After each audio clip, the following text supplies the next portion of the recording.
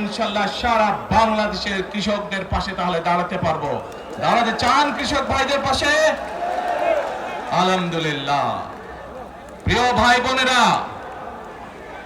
আমরা দেখেছি শহীদ রাষ্ট্রপতি জিয়াউর রহমানের সময় কিভাবে খাল খনন করা হয়েছিল সারা বাংলাদেশে, এবং সেই খাল খনন করার মাধ্যমে কৃষকদের সেচ সুবিধা সহ মানুষের পানির সমস্যার সমাধান হয়েছিল। জানেন আপনারা এটা? খাল খনন নিয়ে কে কে জানেন? খাবারের পছন্দ ভিন্ন হলেও মজার বেলায় সবাই এক।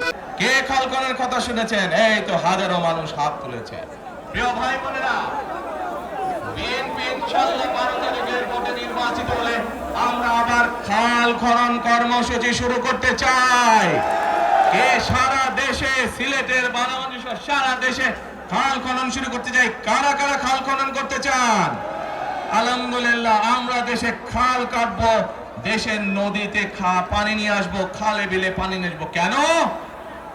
আপনাদের মনে আছে কয়েক বছর আগে কিভাবে ওই পাশ থেকে পানি ছেড়ে দেওয়া হয়েছিল, সারা সিলেট শহর ভেসে গিয়েছিল বন্যার পানিতে, মনে আছে? সেজন্যই আমরা বলেছি একটি কথা।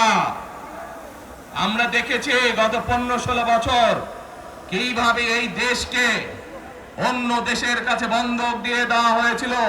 সেজন্যই আমি বলেছি দিল্লি নয়, পেন্নি নয়, নয় অন্য কোন দেশ, সবার আগে বাংলাদেশ। কোন স্বৈরাচার এই দেশের মানুষের ঘাড়ে চেপে বসেছিল? সেই কথাটা ছিল টেক ব্যাক বাংলাদেশ, মনে আছে? জি, আমরা টেক ব্যাক বাংলাদেশের অর্ধেক পথে, হাফ পথে এসে দাঁড়িয়েছি, অর্ধেক পথে এসে দাঁড়িয়েছি। দেশকে আমরা স্বৈরাচার মুক্ত করেছি, আমরা গণতন্ত্রের প্রতিষ্ঠার যাত্রা শুরু করেছি। এখনো সেই যাত্রা শুরু হয়নি। 12 তারিখে ধানের শীষকে নির্বাচিত করার মাধ্যমে গণতন্ত্রের সেই যাত্রা শুরু হবে। টেক ব্যাক বাংলাদেশ মানে শুধু গণতন্ত্রই রক্ষা নয়, এর সাথে আরো কথা আছে।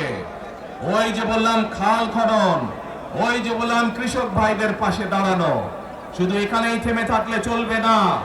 আমাদের দেশের জনসংখ্যার অর্ধেক হচ্ছে মা বোনেরা, অর্থাৎ নারী সমাজ।